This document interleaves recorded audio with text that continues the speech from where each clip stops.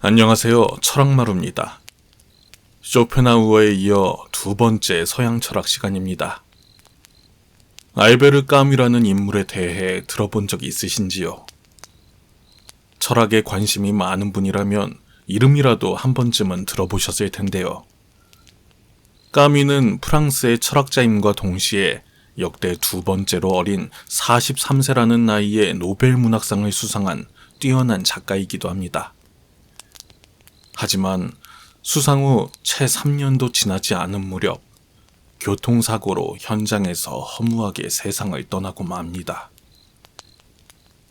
생전 인터뷰에서 자동차 사고로 죽는 것보다 더 의미 없는 죽음은 상상할 수 없다고 말했던 까뮈가 본인이 생각할 수 있는 가장 의미 없는 죽음인 교통사고로 세상을 떠났다는 그 아이러니는 그를 좋아하는 사람들이 괜한 우수에 젖게 하기도 합니다. 그의 철학을 이해하기 위해서 그가 생각하는 부조리의 개념에 대해 짚고 넘어갈 필요가 있습니다. 까뮈에게 있어 부조리란 인생에서 그 의의를 발견할 가망이 없음을 이르는 말입니다. 내가 세상을 이해하는 방식이 무너지는 것, 그리고 거기에서 발생하는 나의 상태나 감정으로 정의됩니다. 까뮈가 살던 시대는 과학과 이성의 중요성이 대두되던 시대였습니다. 하지만 인간의 삶이 올바른 방향으로 나아가기는커녕 1, 2차 세계대전을 거치며 유럽 전역이 전쟁의 포화로 잿더미가 되자 사람들은 큰 상실감을 마주하게 됩니다. 까뮈에겐 과학과 이성에 대한 기대가 무참히 짓밟힌 이러한 상실감 역시 부조리의 하나였습니다. 그는 늘 노동자와 같이 지식이나 사상을 수동적으로 받아들일 수밖에 없는 위치에 놓인 일반인의 시점에서 이 세상의 부조리를 어떻게 타파해야 할지 고민했습니다. 그리고 이런 해답을 내놓았습니다. 부조리란 나의 삶의 욕망이 세상에 의미를 부여하기를 원하고 또 만들려고 하지만 무의미한 세상에 의해 좌절되는 것이며 부조리 때문에 내가 느끼는 고통 역시 내가 살고자 하는 강한 마음에서 나오는 것이라고 말이죠.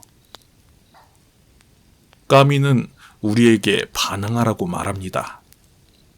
세상이 나를 등지고 나에게 상식으로 받아들여졌던 모든 것이 무너져 내리는 게 부조리라면 더없이 절망적이더라도 악에 받쳐 이런 상황에 저항하는 것이 인간이고 이런 모습이 바람직하다는 것입니다.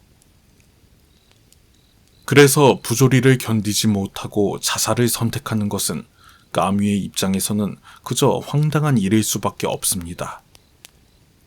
세상에 대한 나의 신념이 무너졌다고 죽음을 선택하는 것, 즉 철학적 자살은 가장 어리석은 행동인 것입니다. 까뮈의 사상을 나름 짤막하게 살펴봤습니다. 지금부터는 미하엘 하우스켈러가 쓴 왜 살아야 하는가의 까뮈 파트를 낭독하며 그의 사상을 좀 더 심도 있게 살펴보도록 하겠습니다. 낭독 시작합니다.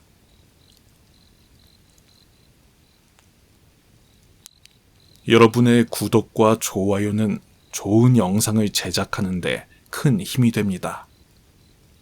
감사합니다.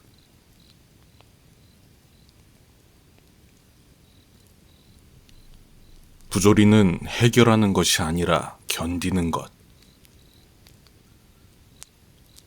삶을 수호하고 불의에 저항하며 세계에 관심을 갖고 특히 다른 사람에게 관심을 갖는 데는 이성적으로 설득력 있는 마땅한 이유가 없을지도 모른다. 알다시피 어차피 궁극적으로 달라지는 점은 없을 가능성이 매우 높다. 어떤 노력을 기울이든 우리가 바랄 수 있는 최선은 기껏해야 불가피한 죽음을 약간 더 미루는 것이다. 그럼에도 우리는 맞서 싸워야 한다. 그렇게 하는 것이 우리의 본성에 속하기 때문이다. 정의를 사랑하고 불의를 미워하는 마음이 우리로 하여금 그렇게 행동하도록 명령한다. 우리에게는 딱히 선택권이 없다. 까뮈는 이를 가리켜 반항이라고 부른다. 반항은 패스트의 핵심이다. 주인공이자 화자인 베르나르 리유는 오랑이라는 알제리 도시에 살고 있는 의사다. 그는 치명적인 전염병이 오랑을 강타하자 피해자들의 고통을 덜어주기 위해 자신의 복지는 신경 쓰지도 않은 채 쉬지 않고 일한다. 하지만 그는 자신이 실제로 누군가를 치료하는데 성공할 확률이 희박하다는 사실을 잘 알고 있다.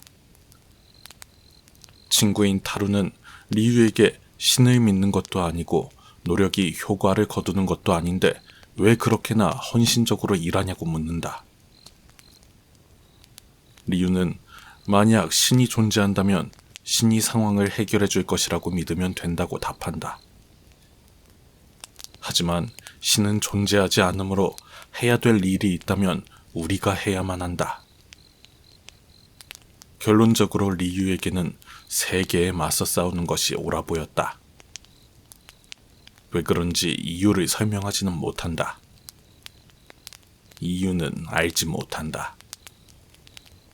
리유가 아는 것이라고는 사람들이 고통을 겪고 있다는 사실, 사람들이 원인이나 결과와는 관계없이 즉각적인 반응을 필요로 하고 있다는 사실, 조금 더 편안하게 해주거나 곁에 있어줌으로써 자신이 사람들을 도울 수 있다는 사실이 전부다. 이는 합리적인 일이 아니다. 순전히 주어진 상황이 요구하는 일일 뿐이다. 그 다음에 저는 사람들이 죽어가는 광경을 지켜봐야 했어요. 혹시 죽기를 거부하는 사람들이 있다는 사실을 알고 있나요? 어떤 여자가 죽음 직전의 마지막 순간에 안 돼 하고 절규하는 것을 들어본 적이 있나요? 저는 있어요. 그리고 그런 경험에는 도저히 무심해질 수가 없다는 사실을 깨달았습니다. 당시에 저는 어렸고 세계의 질서 자체에 맞서서 분노를 터뜨렸습니다. 혹은 그랬다고 생각했죠. 시간이 지나면서 저는 좀 더 겸손해졌습니다. 다만 사람들이 죽어가는 광경만큼은 익숙해질 수가 없겠더군요. 이게 제가 아는 전부입니다. 리유의 행동을 이끄는 것은 그의 강점이라기보다 약점이다. 리유는 세계를 있는 그대로 받아들이지 못한다. 말하자면 현실성이 떨어지는 셈이다.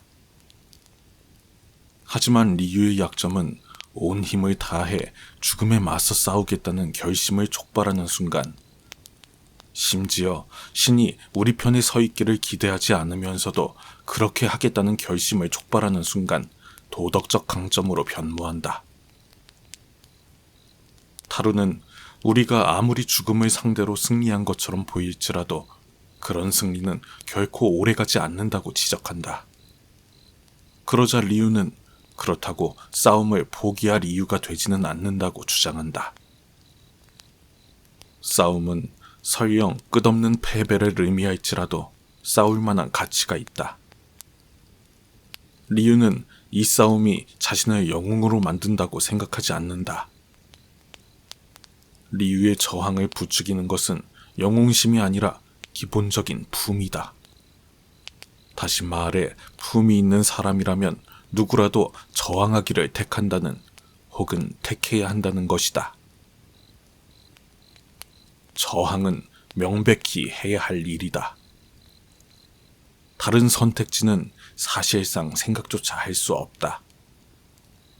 리유는 아이들이 고문을 당해야 하는 세계 질서라면 나는 죽는 날까지 사랑하기를 거부하겠다고 말한다. 도스토옙스키의 이반 카라마조프를 떠올리게 한다. 그런 세계 질서를 사랑할 수 있다고 주장하는 것은 분명 터무니없는 일이다. 증오, 더 정확히는 저항과 반항이 우리가 취할 수 있는 유일한 대응 방식이다. 하지만 우리가 실제로 무엇을 위해 싸우고 있는 것인지, 그리고 보호를 필요로 하는 대상이 무엇인지 기억하는 일 역시 중요하다. 싸움 자체가 목적은 아니기 때문이다. 싸움은 삶을 살만한 가치가 있도록 만들어주는 것을 지키고 보존하는 수단이다. 삶이 가져다주는 즐거움, 특히 다른 사람과의 사랑하는 관계를 맺을 때 얻을 수 있는 즐거움이 중요하다. 반항은 무언가에 맞서는 행위일 뿐만 아니라 무언가를 위한 행위이기도 하다. 타루는 리유에게 이렇게 상기시킨다. 물론 인간은 피해자를 위해 싸워야 하지. 하지만 그것 외에는 관심을 다 끊어버린다면 싸움에 무슨 소용이 있겠어. 리유는 타루의 말이 옳다는 것을 알고 있다. 그는 사랑이 없는 세계는 죽은 세계라는 사실을 알고 있다. 또한 결국 모두가 사랑하는 사람의 얼굴을 보기를, 사랑이 가득한 마음에서 나오는 온기와 경의를 느끼기를 갈망한다는 사실 역시 알고 있다. 여기서 만족할 수 있는 사람은 행복하다. 왜냐하면 사랑은 우리가 운이 좋다면 실제로 삶에서 얻을 수 있는 것이기 때문이다. 우리 마음의 고향은 바다의 파도 속에, 광활한 하늘 아래, 사랑의 구속 안에 놓여 있다. 우리가 그런 것들을 얻는다면 우리는 삶에서 얻을 수 있는 최상의 것을 얻은 셈이다. 우리는 고통이나 구원 같은 개념과 마찬가지로 그런 것들이 의미하는 것이 무엇인지, 애초에 무엇을 의미하기는 하는지 고민할 필요가 없다. 의미 자체는 중요하지 않다. 리유는 메르소도 칼리굴라도 되지 못한 부류의 인간이다. 그는 부조리가 요구하는 반항하는 인간이다. 리유가 나타내는 반응만이 부조리에 대한 적절한 반응이다. 리유는 안 된다고 말하지만 그의 부정은 근원적인 긍정에 뿌리를 두고 있다. 그는 도저히 견딜 수 없다고 생각하는 조건에 굴복하기를 거부하기 때문에, 그리고 어떤 식으로인가 자신이 취하는 자세가 정당하다고 확신하기 때문에 반항한다. 리유는 삶을 긍정하기 때문에, 사람들의 살 권리와 고통받지 않을 권리를 긍정하기 때문에 패스트에 맞서 싸운다. 그리고 그렇게 하는 과정에서 리유는 인간의 연대를 긍정하기도 한다. 리유는 자신의 행동을 통해 우리 모두가 공유하는 무언가, 지킬 만한 가치가 있는 공통적인 인간 본성에 대한 믿음을 드러낸다. 까미의 주장에 따르면 반항과 연대는 한데 묶여 있다. 연대감은 반항을 불러일으키며 반항은 연대의 실천을 통해 실현되기 때문이다. 인간의 연대를 무시하거나 포기하는 반항, 혹은 러시아 혁명처럼 결과적으로 인간의 연대를 무시하거나 포기하게 된 반항은 모두 진정한 반항이 아니다. 진정한 반항은 개인을 고독으로부터 끌어낸다. 반항은 모든 인간이 자신의 최우선 가치를 세우는 공통 기반이다. 나는 반항한다. 고로 우리는 존재한다. 나는 반항한다. 고로 우리는 존재한다. 이는 까미가 새롭게 설정한 인상 깊은 근본 철학이다. 바로 이 인식론적인 토대 위에서 우리는 객관적으로 의미 없는 세계를 무너뜨리고 그 대신 주관적으로 의미 있는 인간 세계를 쌓아 올린다. 이방인에 등장하는 메르소의 세계는 여전히 데카르트적이다. 메르소의 자아는 홀로 고독하게 생각에 빠져 있다. 부조리한 세계에 직면하자 내면 더 깊숙한 곳으로 숨어 들어갈 뿐이다. 그런 자아에게 탈출구는 존재하지 않는다. 존재론적 고독을 벗어날 방법도 세계의 소유권을 되찾을 방법도 존재하지 않는다. 반면 리유는 자아라는 좁은 한계를 벗어난다. 자신의 운명을 인류 공동의 운명에 단단히 묶음으로써 또한 생각, 관찰과 성찰을 적극적인 행동으로 대체함으로써 그렇게 한다.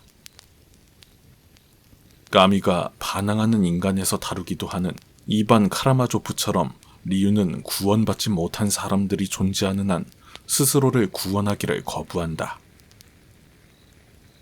모두 함께 구원을 받거나 아무도 구원을 받지 못하거나 둘 중 하나다. 연민을 근거로 스스로의 구원 가능성을 포기함으로써 리유는 일종의 형이상학적 돈키호테 정신에 스스로를 내맡긴다. 설령 모든 것이 수포로 돌아가더라도 형이상학적 불이든 정치적 불이든 불의를 받아들인다는 대안보다는 훨씬 낫다는 정신으로 무장한다. 부조리는 해결해야 하는 것이 아니라 견뎌야 하는 것이다.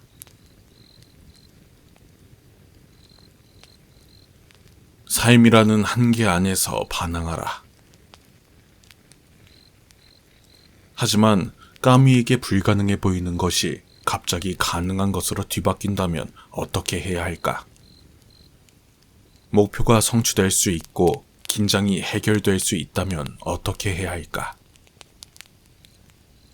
인간이 겪는 고통이 끝이 나고 심지어 죽음마저 정복된다면 어떻게 해야 할까?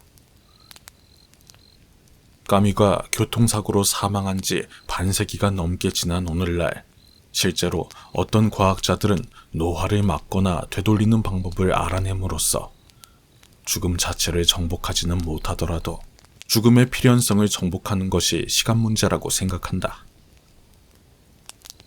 트랜스 휴머니스트들이 늘 말하는 것처럼 죽음은 최악의 악이다. 따라서 우리는 수단과 방법을 가리지 않고 온 힘을 다해 죽음과 싸워 이기고자 해야 한다. 까미처럼 트랜스 휴머니스트들은 세계의 자연적인 질서가 근본적으로 부조리하다고 생각하며 따라서 이에 반항하라고 권고한다. 이런 유사점들을 놓고 보자니 한 가지 의문이 들었다.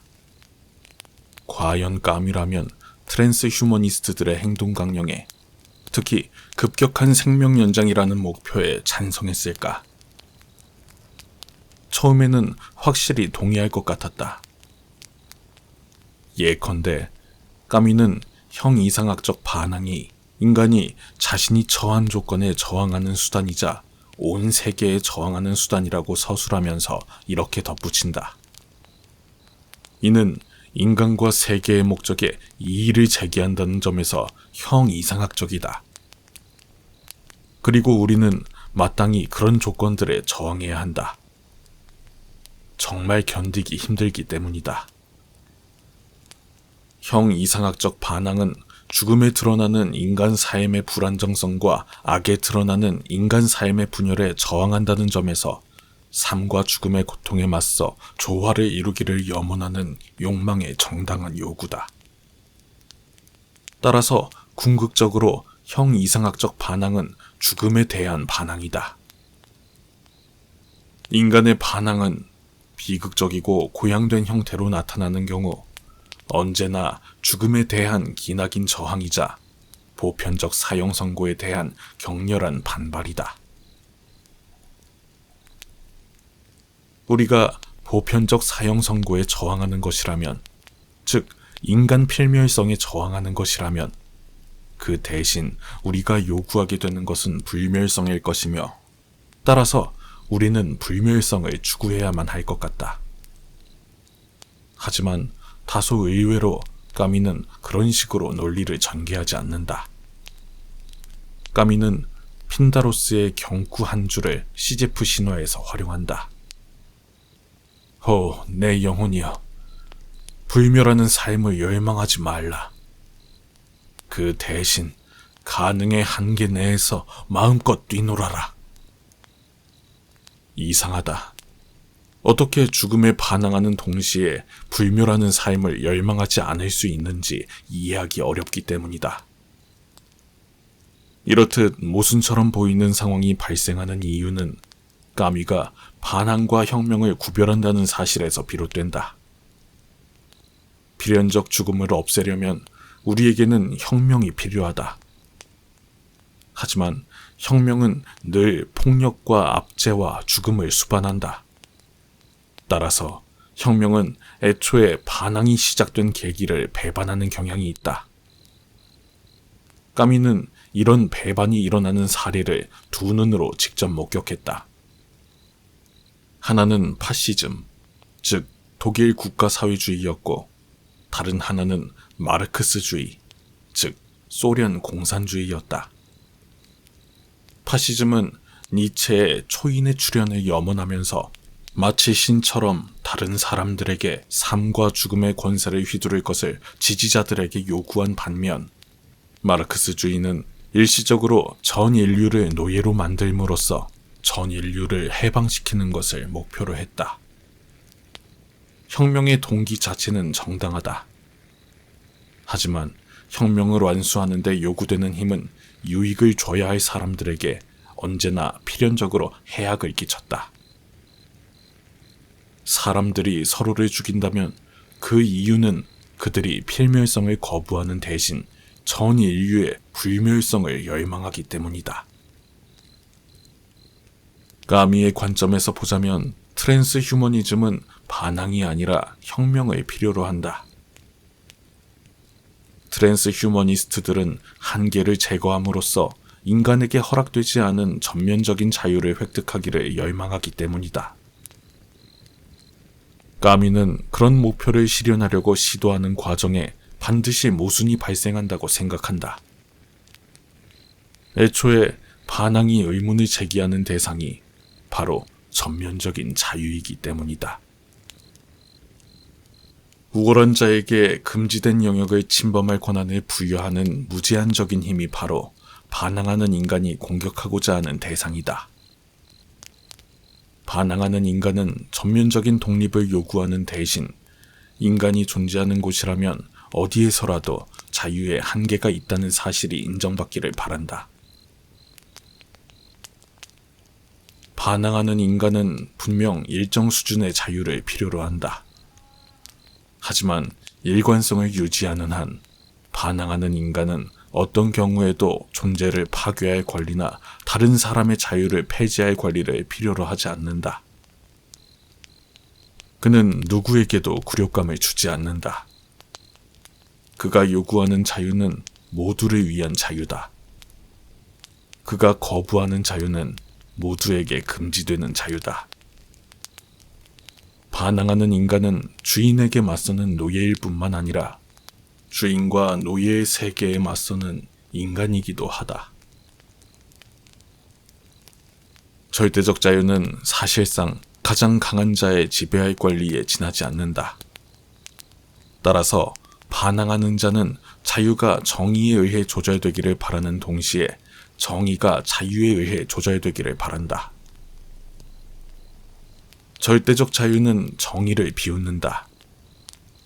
절대적 정의는 자유를 부정한다. 열매를 맺고자 한다면 자유와 정의는 서로에게서 스스로의 한계를 찾아내야 한다. 혁명가는 자유와 정의 사이에 균형을 잡아야 할 필요를 알아차리지 못한다. 칼리굴라는 이렇게 말한다. 나는 마침내 절대 권력이 무엇을 위해 존재하는지 이해했다. 그것은 불가능에 존재할 기회를 제공한다. 자유에는 더 이상 한계가 없어진다. 이에 칼리굴라보다 훨씬 분별력이 뛰어난 부인 카에소니아는 이렇게 답한다. 가능도 기회를 얻을 자격이 있습니다. 요컨대 까미는 가능의 수호자다. 그는 자유와 정의를 인정할 뿐만 아니라 양쪽 모두에 한계가 존재한다는 사실의 가치 역시 인정한다. 반항이 철학을 세울 수 있다면 그것은 한계의 철학일 것이다. 혁명가와 달리 반항가의 목표는 인간 삶의 조건을 전복시키는 것이 아니다. 설령 인간 삶의 조건이 부당하다는 것을 인식하더라도 말이다. 그 대신 반항가의 목표는 불의를 늘리지 않음으로써 정의를 받드는 것.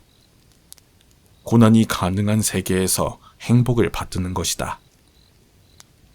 삶을 요구하는 대신 살아갈 이유를 요구하는, 달리 말해 의미 있는 존재를 요구하는 반항하는 인간은 더 나은 미래를 만들기 위해 싸우는 것이 아니라 지금 좋은 것을 지키고 보존하기 위해 싸운다.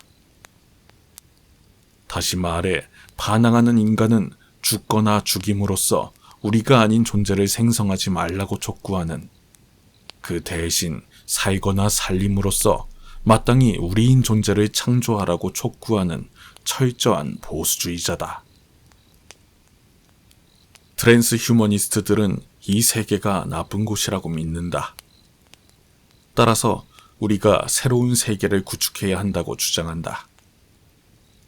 당연히 그 과정에서는 희생이 치러져야 할 것이다. 반면 까미는 세계가 온전히 좋은 곳은 아니더라도 보호하고 촉진하고 지킬 만한 가치가 있는 좋은 것들로 가득 차 있다고 믿는다. 이때 나쁜 점이 있다면 그렇게 하는 것이 쉽지 않다는 점이다. 우리가 고통을 겪는 이유는 우리가 세계 자체를 원하지 않기 때문이 아니라 세계가 우리를 원하지 않는다고 느끼기 때문이다. 우리가 사랑하는 사람에게 거절당하는 느낌이다. 까미가 이해하기로는 심지어 죽음마저 아예 나쁜 것은 아니다. 우리의 존재에, 결과적으로 우리의 자유와 권력에 한계를 정해줄 뿐더러 어떤 식으로인가 우리의 존재를 완성시켜주기 때문이다. 마치 바라건대 좋은 이야기의 결말처럼 이야기를 마무리함으로써 이야기 자체에 의미를 부여하는 것 같다. 이런 모순이 존재한다. 인간은 죽음의 필연성을 받아들이지 않는 동시에 세계를 있는 그대로 받아들이기를 거부한다. 사실 인간은 세계에 매달리는 존재이며 절대 다수가 세계를 포기하기를 원하지 않는다. 세계를 늘 잊어버리기를 바라기는커녕 세계를 온전히 소유하지 못한다는 사실에 고통을 받는다. 고국에서 추방당한 채 이방인으로서 세계를 살아간다.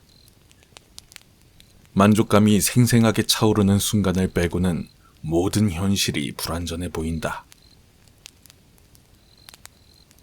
구멍의 행방을 찾는 것, 강의 흐름을 통제하는 것, 마침내 삶을 운명으로서 이해하는 것, 이런 것들이 그들의 진정한 열망이다. 하지만 적어도 의식의 영역에서 그들을 그들 자신과 화해시킬 이런 전망이 나타난다면 오직 모든 것이 완성에 이르는 죽음이라는 찰나의 순간에만 나타날 수 있다. 세계에 단 한 번 존재하기 위해서는 반드시 다시는 존재하지 않아야 한다. 까미의 반항은 세계를 나쁜 곳이라고 일축하고 쇼펜하우어처럼 삶을 끊임없는 고난의 연속이라고 인식하기는커녕 삶에 대한 강렬한 식욕으로부터 영감과 기반을 얻는다.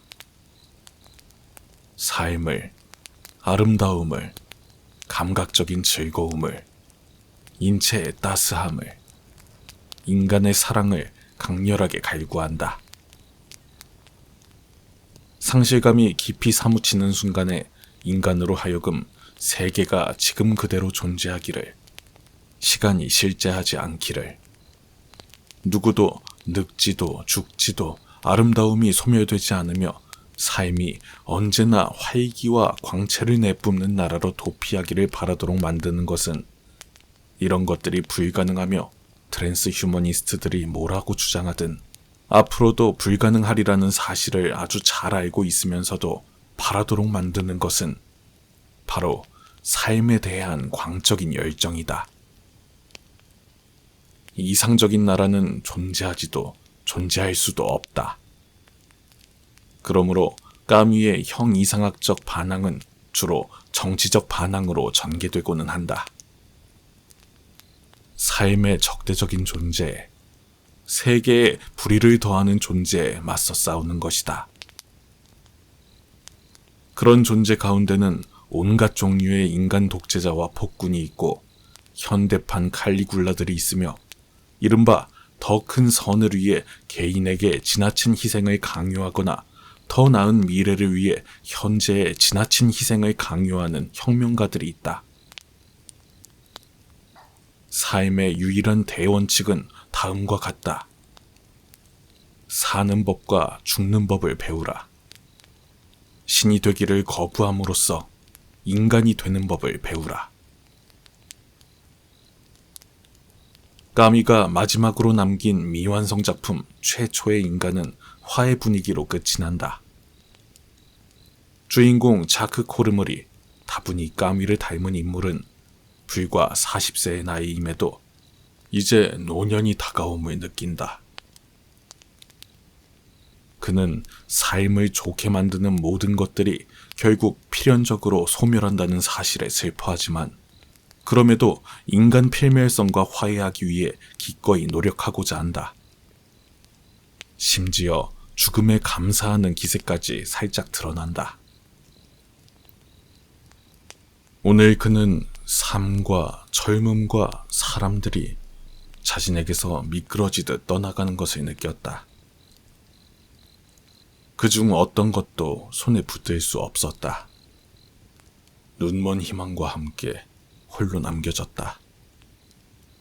그 희망이란 오랜 세월에 걸쳐 그를 일상 너머로 올려다준 힘.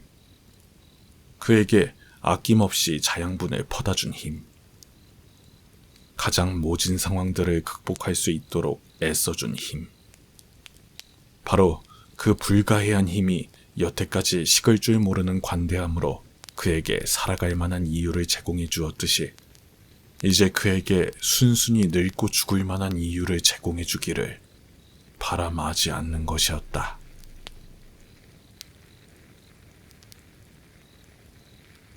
낭독 잘 들으셨는지요? 까미는 세상에 절대적인 진리란 없다고 말합니다. 그 어떤 경험도 우열이 있을 수 없으며 결국 인간에게는 감각적 경험이 남는다고 이야기합니다.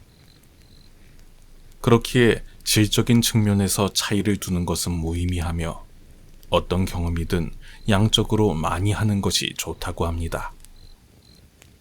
까미가 말하는 삶에 대한 광적인 열정이 유한한 삶을 빛내기 위한 다양한 경험에 중요한 원동력이 되듯 저희 채널의 영상 역시 여러분의 더 좋은 삶에 일조하는 하나의 요소로 작용하기를 바랍니다. 오늘은 여기까지입니다. 오랜 시간 들어주셔서 감사합니다. 다음에 더 좋은 영상으로 찾아뵙겠습니다.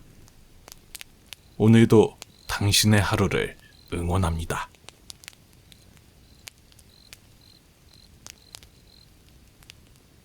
안녕하세요. 철학마루입니다. 쇼펜하우어에 이어 두 번째 서양 철학 시간입니다. 알베르 까뮈라는 인물에 대해 들어본 적 있으신지요? 철학에 관심이 많은 분이라면 이름이라도 한 번쯤은 들어보셨을 텐데요. 까뮈는 프랑스의 철학자임과 동시에 역대 두 번째로 어린 43세라는 나이에 노벨 문학상을 수상한 뛰어난 작가이기도 합니다. 하지만 수상 후 채 3년도 지나지 않은 무렵 교통사고로 현장에서 허무하게 세상을 떠나고 맙니다. 생전 인터뷰에서 자동차 사고로 죽는 것보다 더 의미 없는 죽음은 상상할 수 없다고 말했던 까뮈가 본인이 생각할 수 있는 가장 의미 없는 죽음인 교통사고로 세상을 떠났다는 그 아이러니는 그를 좋아하는 사람들이 괜한 우수에 젖게 하기도 합니다. 그의 철학을 이해하기 위해서 그가 생각하는 부조리의 개념에 대해 짚고 넘어갈 필요가 있습니다. 까뮤에게 있어 부조리란 인생에서 그 의의를 발견할 가망이 없음을 이르는 말입니다. 내가 세상을 이해하는 방식이 무너지는 것, 그리고 거기에서 발생하는 나의 상태나 감정으로 정의됩니다. 까뮤가 살던 시대는 과학과 이성의 중요성이 대두되던 시대였습니다. 하지만 인간의 삶이 올바른 방향으로 나아가기는커녕 1, 2차 세계대전을 거치며 유럽 전역이 전쟁의 포화로 잿더미가 되자 사람들은 큰 상실감을 마주하게 됩니다. 까뮤에겐 과학과 이성에 대한 기대가 무참히 짓밟힌 이러한 상실감 역시 부조리의 하나였습니다. 그는 늘 노동자와 같이 지식이나 사상을 수동적으로 받아들일 수밖에 없는 위치에 놓인 일반인의 시점에서 이 세상의 부조리를 어떻게 타파해야 할지 고민했습니다. 그리고 이런 해답을 내놓았습니다. 부조리란 나의 삶의 욕망이 세상에 의미를 부여하기를 원하고 또 만들려고 하지만 무의미한 세상에 의해 좌절되는 것이며, 부조리 때문에 내가 느끼는 고통 역시 내가 살고자 하는 강한 마음에서 나오는 것이라고 말이죠. 까미는 우리에게 반항하라고 말합니다. 세상이 나를 등지고 나에게 상식으로 받아들여졌던 모든 것이 무너져 내리는 게 부조리라면, 더없이 절망적이더라도 악에 받쳐 이런 상황에 저항하는 것이 인간이고, 이런 모습이 바람직하다는 것입니다. 그래서 부조리를 견디지 못하고 자살을 선택하는 것은 까뮤의 입장에서는 그저 황당한 일일 수밖에 없습니다. 세상에 대한 나의 신념이 무너졌다고 죽음을 선택하는 것, 즉 철학적 자살은 가장 어리석은 행동인 것입니다. 까뮤의 사상을 나름 짤막하게 살펴봤습니다. 지금부터는 미하엘 하우스켈러가 쓴 왜 살아야 하는가의 까미 파트를 낭독하며 그의 사상을 좀 더 심도 있게 살펴보도록 하겠습니다. 낭독 시작합니다.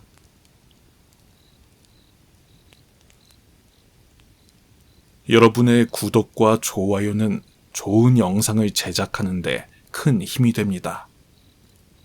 감사합니다.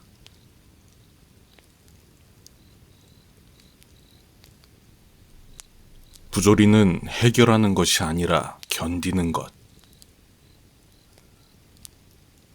삶을 수호하고 불의에 저항하며 세계에 관심을 갖고 특히 다른 사람에게 관심을 갖는 데는 이성적으로 설득력 있는 마땅한 이유가 없을지도 모른다.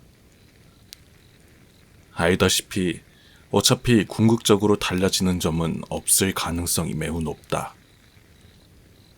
어떤 노력을 기울이든 우리가 바랄 수 있는 최선은 기껏해야 불가피한 죽음을 약간 더 미루는 것이다.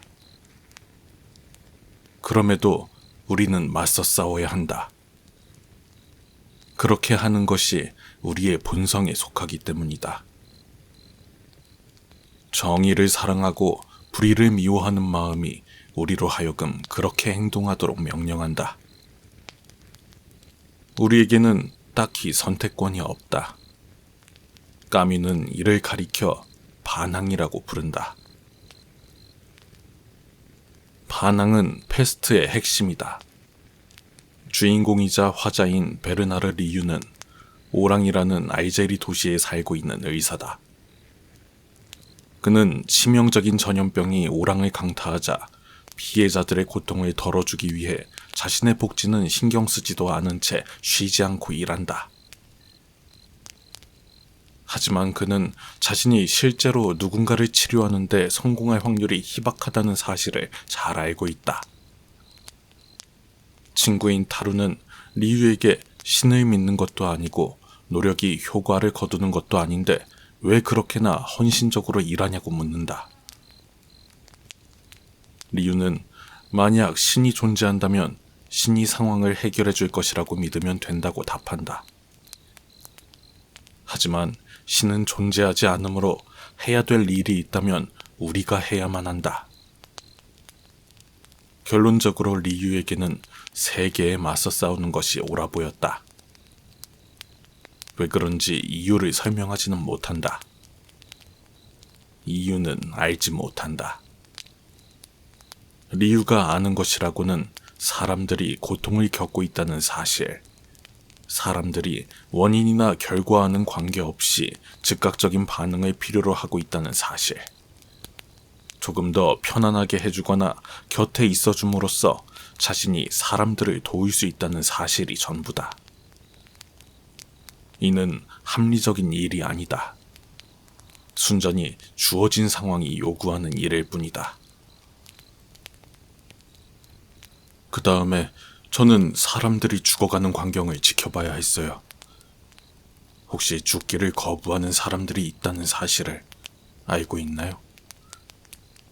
어떤 여자가 죽음 직전의 마지막 순간에 안 돼 하고 절규하는 것을 들어본 적이 있나요? 저는 있어요. 그리고 그런 경험에는 도저히 무심해질 수가 없다는 사실을 깨달았습니다. 당시에 저는 어렸고 세계의 질서 자체에 맞서서 분노를 터뜨렸습니다. 혹은 그랬다고 생각했죠. 시간이 지나면서 저는 좀 더 겸손해졌습니다.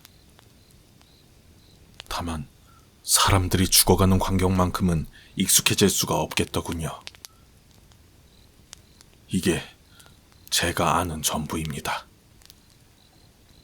리유의 행동을 이끄는 것은 그의 강점이라기보다 약점이다. 리유는 세계를 있는 그대로 받아들이지 못한다. 말하자면 현실성이 떨어지는 셈이다. 하지만 리유의 약점은 온 힘을 다해 죽음에 맞서 싸우겠다는 결심을 촉발하는 순간, 심지어 신이 우리 편에 서 있기를 기대하지 않으면서도 그렇게 하겠다는 결심을 촉발하는 순간 도덕적 강점으로 변모한다. 타루는 우리가 아무리 죽음을 상대로 승리한 것처럼 보일지라도 그런 승리는 결코 오래가지 않는다고 지적한다. 그러자 리유는 그렇다고 싸움을 포기할 이유가 되지는 않는다고 주장한다. 싸움은 설령 끝없는 패배를 의미할지라도 싸울 만한 가치가 있다. 리유는 이 싸움이 자신을 영웅으로 만든다고 생각하지 않는다.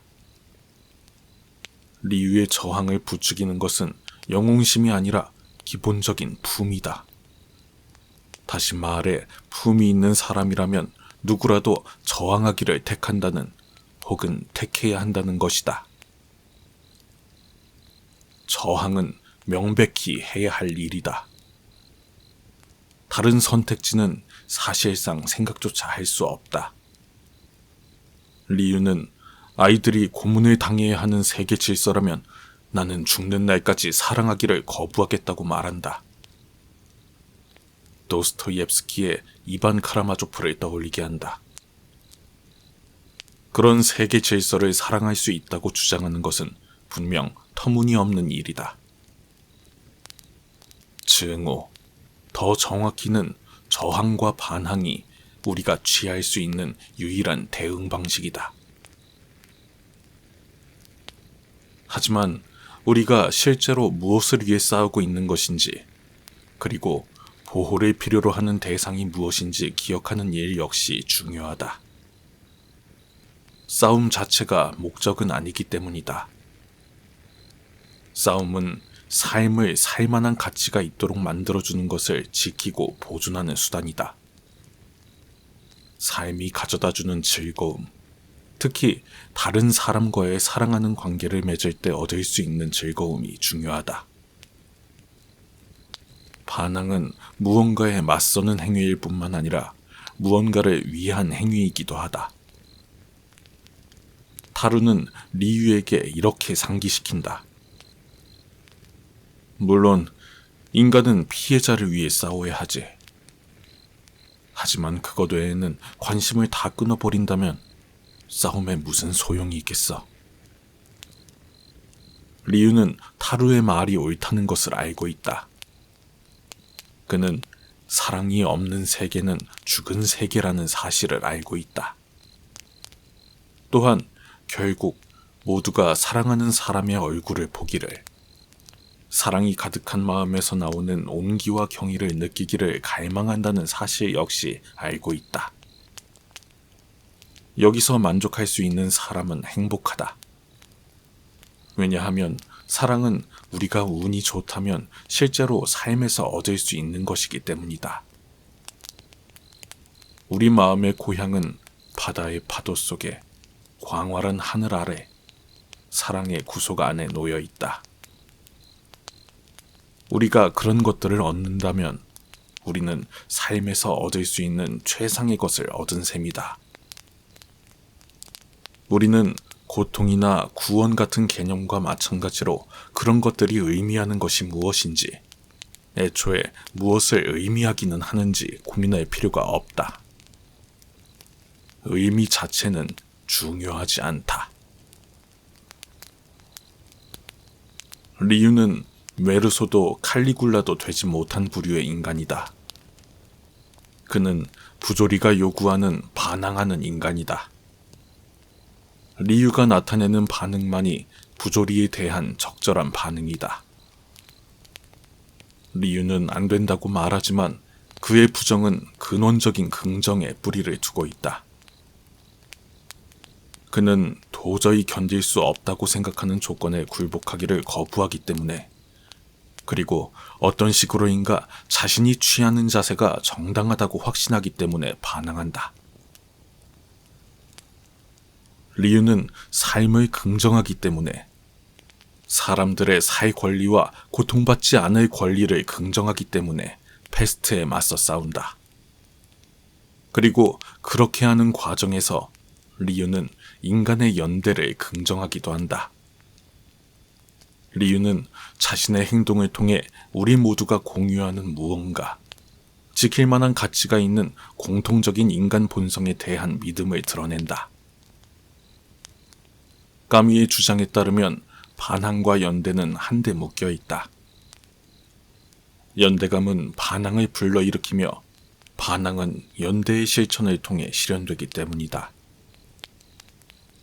인간의 연대를 무시하거나 포기하는 반항, 혹은 러시아 혁명처럼 결과적으로 인간의 연대를 무시하거나 포기하게 된 반항은 모두 진정한 반항이 아니다. 진정한 반항은 개인을 고독으로부터 끌어낸다.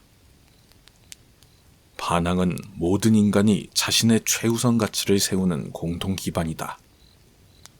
나는 반항한다. 고로 우리는 존재한다. 나는 반항한다. 고로 우리는 존재한다. 이는 까미가 새롭게 설정한 인상 깊은 근본 철학이다. 바로 이 인식론적인 토대 위에서 우리는 객관적으로 의미 없는 세계를 무너뜨리고 그 대신 주관적으로 의미 있는 인간 세계를 쌓아 올린다. 이방인에 등장하는 메르소의 세계는 여전히 데카르트적이다. 메르소의 자아는 홀로 고독하게 생각에 빠져 있다. 부조리한 세계에 직면하자 내면 더 깊숙한 곳으로 숨어 들어갈 뿐이다. 그런 자아에게 탈출구는 존재하지 않는다. 존재론적 고독을 벗어날 방법도, 세계의 소유권을 되찾을 방법도 존재하지 않는다. 반면 리유는 자아라는 좁은 한계를 벗어난다. 자신의 운명을 인류 공동의 운명에 단단히 묶음으로써, 또한 생각, 관찰과 성찰을 적극적인 행동으로 대체함으로써 그렇게 한다. 까미가 반항하는 인간에서 다루기도 하는 이반 카라마조프처럼 리유는 구원받지 못한 사람들이 존재하는 한 스스로를 구원하기를 거부한다. 모두 함께 구원을 받거나 아무도 구원을 받지 못하거나 둘 중 하나다. 연민을 근거로 스스로의 구원 가능성을 포기함으로써 리유는 일종의 형이상학적 돈키호테 정신에 스스로를 내맡긴다. 설령 모든 것이 수포로 돌아가더라도 형이상학적 불이든 정치적 불이든 불의를 받아들인다는 대안보다는 훨씬 낫다는 정신으로 무장한다. 부조리는 해결해야 하는 것이 아니라 견뎌야 하는 것이다.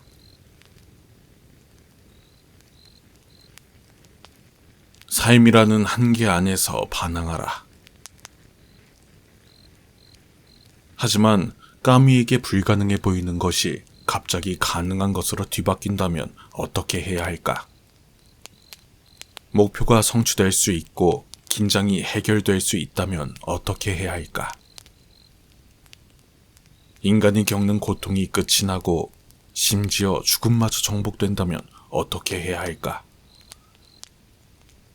까미가 교통사고로 사망한 지 반세기가 넘게 지난 오늘날 실제로 어떤 과학자들은 노화를 막거나 되돌리는 방법을 알아냄으로써 죽음 자체를 정복하지는 못하더라도 죽음의 필연성을 정복하는 것이 시간 문제라고 생각한다. 트랜스 휴머니스트들이 늘 말하는 것처럼 죽음은 최악의 악이다.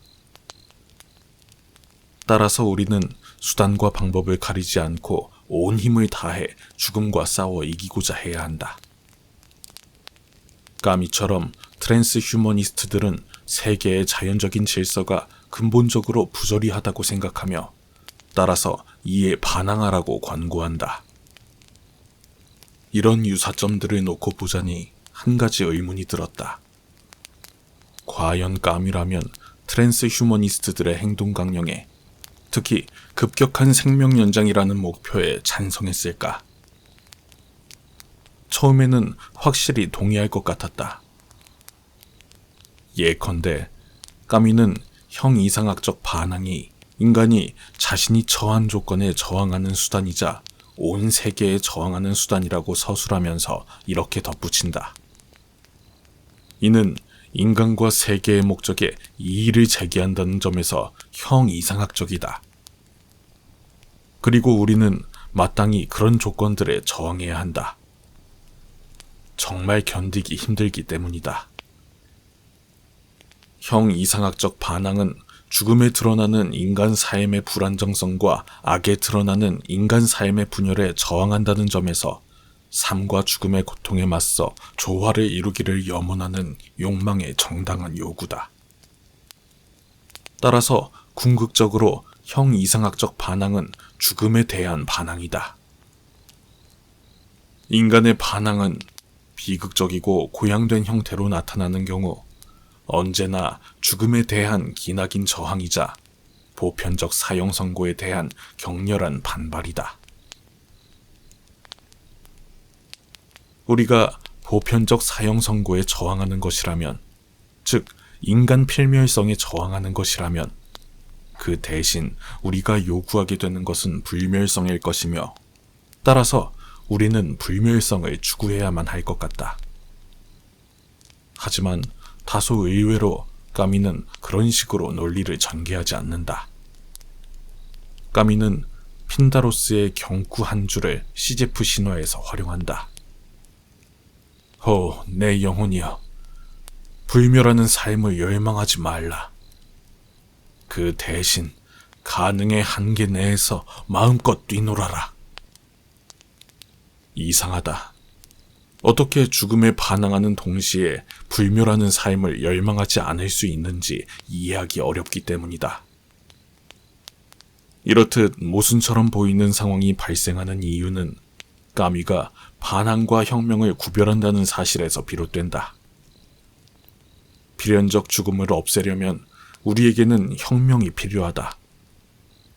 하지만 혁명은 늘 폭력과 압제와 죽음을 수반한다. 따라서 혁명은 애초에 반항이 시작된 계기를 배반하는 경향이 있다. 까미는 이런 배반이 일어나는 사례를 두 눈으로 직접 목격했다. 하나는 파시즘, 즉 독일 국가사회주의였고 다른 하나는 마르크스주의, 즉 소련 공산주의였다. 파시즘은 니체의 초인의 출현을 염원하면서 마치 신처럼 다른 사람들에게 삶과 죽음의 권세를 휘두를 것을 지지자들에게 요구한 반면, 마르크스주의는 일시적으로 전 인류를 노예로 만들므로써 전 인류를 해방시키는 것을 목표로 했다. 혁명의 동기 자체는 정당하다. 하지만 혁명을 완수하는 데 요구되는 힘은 유익을 줘야 할 사람들에게 언제나 필연적으로 해악을 끼쳤다. 사람들이 서로를 죽인다면 그 이유는 그들이 필멸성을 거부하는 대신 전 인류의 불멸성을 열망하기 때문이다. 까미의 관점에서 보자면 트랜스 휴머니즘은 반항이 아니라 혁명을 필요로 한다. 트랜스 휴머니스트들은 한계를 제거함으로써 인간에게 허락되지 않은 전면적인 자유를 획득하기를 열망하기 때문이다. 까미는 그런 목표를 실현하려고 시도하는 과정에 반드시 모순이 발생한다고 생각한다. 애초에 반항이 의문을 제기하는 대상이 바로 전면적인 자유이기 때문이다. 우월한 자에게 금지된 영역을 침범할 권한을 부여하는 무제한적인 힘이 바로 반항하는 인간이 공격하고자 하는 대상이다. 반항하는 인간은 전면적인 독립을 요구하는 대신 인간이 존재하는 곳이라면 어디에서라도 자유의 한계가 있다는 사실이 인정받기를 바란다. 반항하는 인간은 분명 일정 수준의 자유를 필요로 한다. 하지만 일관성을 유지하는 한 반항하는 인간은 어떤 경우에도 존재를 파괴할 권리나 다른 사람의 자유를 폐지할 권리를 필요로 하지 않는다. 그는 누구에게도 굴욕감을 주지 않는다. 그가 요구하는 자유는 모두를 위한 자유다. 그가 거부하는 자유는 모두에게 금지되는 자유다. 반항하는 인간은 주인에게 맞서는 노예일 뿐만 아니라 주인과 노예의 세계에 맞서는 인간이기도 하다. 절대적 자유는 사실상 가장 강한 자의 지배할 권리에 지나지 않는다. 따라서 반항하는 자는 자유가 정의에 의해 조절되기를 바라는 동시에 정의가 자유에 의해 조절되기를 바란다. 절대적 자유는 정의를 비웃는다. 절대적 정의는 자유를 부정한다. 열매를 맺고자 한다면 자유와 정의는 서로에게서 스스로의 한계를 찾아내야 한다. 혁명가는 자유와 정의 사이에 균형을 잡아야 할 필요를 알아차리지 못한다. 칼리굴라는 이렇게 말한다. 나는 마침내 절대 권력이 무엇을 위해 존재하는지 이해했다. 그것은 불가능에 존재할 기회를 제공한다. 자유에는 더 이상 한계가 없어진다. 이에 칼리굴라보다 훨씬 분별력이 뛰어난 부인 카에소니아는 이렇게 답한다. 가능도 기회를 얻을 자격이 있습니다. 요컨대 까미는 가능의 수호자다. 그는 자유와 정의를 인정할 뿐만 아니라 양쪽 모두에 한계가 존재한다는 사실의 가치 역시 인정한다. 반항이 철학을 세울 수 있다면 그것은 한계의 철학일 것이다. 혁명가와 달리 반항가의 목표는 인간 삶의 조건을 전복시키는 것이 아니다. 설령 인간 삶의 조건이 부당하다는 것을 인식하더라도 말이다. 그 대신 반항가의 목표는 불의를 늘리지 않음으로써 정의를 받드는 것. 고난이 가능한 세계에서 행복을 받드는 것이다. 삶을 요구하는 대신 살아갈 이유를 요구하는, 달리 말해 의미 있는 존재를 요구하는 반항하는 인간은 더 나은 미래를 만들기 위해 싸우는 것이 아니라 지금 좋은 것을 지키고 보존하기 위해 싸운다. 다시 말해 반항하는 인간은 죽거나 죽임으로써 우리가 아닌 존재를 생성하지 말라고 촉구하는, 그 대신 살거나 살림으로써 마땅히 우리인 존재를 창조하라고 촉구하는 철저한 보수주의자다. 트랜스 휴머니스트들은 이 세계가 나쁜 곳이라고 믿는다. 따라서 우리가 새로운 세계를 구축해야 한다고 주장한다. 당연히 그 과정에서는 희생이 치러져야 할 것이다. 반면 까미는 세계가 온전히 좋은 곳은 아니더라도 보호하고 촉진하고 지킬 만한 가치가 있는 좋은 것들로 가득 차 있다고 믿는다. 이때 나쁜 점이 있다면 그렇게 하는 것이 쉽지 않다는 점이다. 우리가 고통을 겪는 이유는 우리가 세계 자체를 원하지 않기 때문이 아니라 세계가 우리를 원하지 않는다고 느끼기 때문이다. 우리가 사랑하는 사람에게 거절당하는 느낌이다. 까미가 이해하기로는 심지어 죽음마저 아예 나쁜 것은 아니다. 우리의 존재에, 결과적으로 우리의 자유와 권력에 한계를 정해줄 뿐더러 어떤 식으로인가 우리의 존재를 완성시켜주기 때문이다. 마치 바라건대 좋은 이야기의 결말처럼 이야기를 마무리함으로써 이야기 자체에 의미를 부여하는 것 같다. 이런 모순이 존재한다. 인간은 죽음의 필연성을 받아들이지 않는 동시에 세계를 있는 그대로 받아들이기를 거부한다. 사실 인간은 세계에 매달리는 존재이며 절대 다수가 세계를 포기하기를 원하지 않는다. 세계를 늘 잊어버리기를 바라기는커녕 세계를 온전히 소유하지 못한다는 사실에 고통을 받는다. 고국에서 추방당한 채 이방인으로서 세계를 살아간다. 만족감이 생생하게 차오르는 순간을 빼고는 모든 현실이 불완전해 보인다. 구멍의 행방을 찾는 것, 강의 흐름을 통제하는 것, 마침내 삶을 운명으로서 이해하는 것, 이런 것들이 그들의 진정한 열망이다. 하지만 적어도 의식의 영역에서 그들을 그들 자신과 화해시킬 이런 전망이 나타난다면 오직 모든 것이 완성에 이르는 죽음이라는 찰나의 순간에만 나타날 수 있다. 세계에 단 한 번 존재하기 위해서는 반드시 다시는 존재하지 않아야 한다. 까미의 반항은 세계를 나쁜 곳이라고 일축하고 쇼펜하우어처럼 삶을 끊임없는 고난의 연속이라고 인식하기는커녕 삶에 대한 강렬한 식욕으로부터 영감과 기반을 얻는다. 삶을, 아름다움을, 감각적인 즐거움을, 인체의 따스함을, 인간의 사랑을 강렬하게 갈구한다.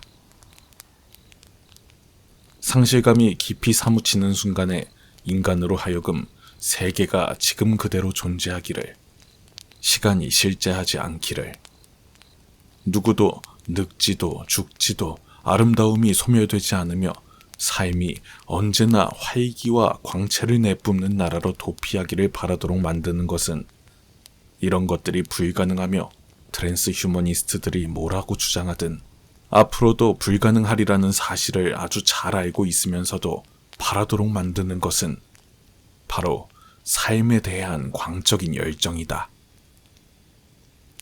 이상적인 나라는 존재하지도 존재할 수도 없다. 그러므로 까뮈의 형이상학적 반항은 주로 정치적 반항으로 전개되고는 한다.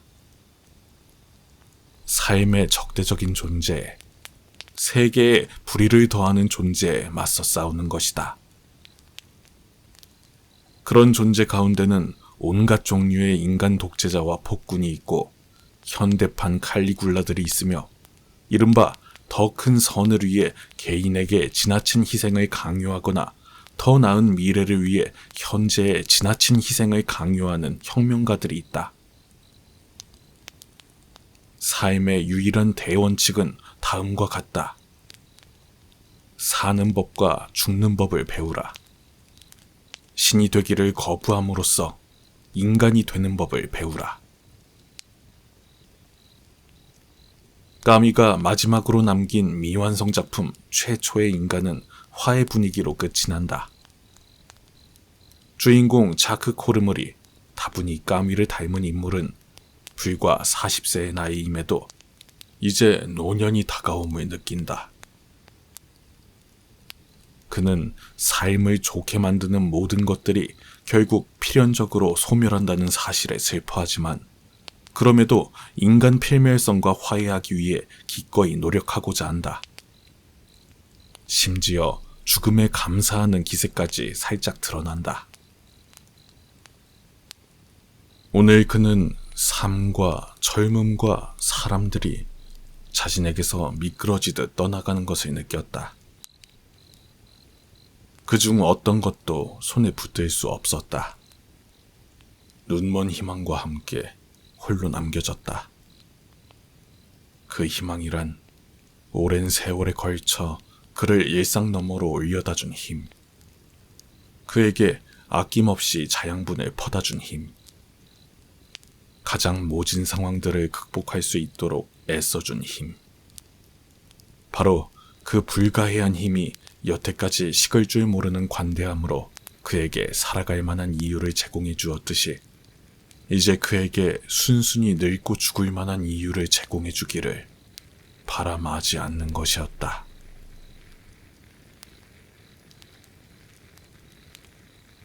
낭독 잘 들으셨는지요? 까미는 세상에 절대적인 진리란 없다고 말합니다. 그 어떤 경험도 우열이 있을 수 없으며 결국 인간에게는 감각적 경험이 남는다고 이야기합니다. 그렇기에 질적인 측면에서 차이를 두는 것은 무의미하며 어떤 경험이든 양적으로 많이 하는 것이 좋다고 합니다.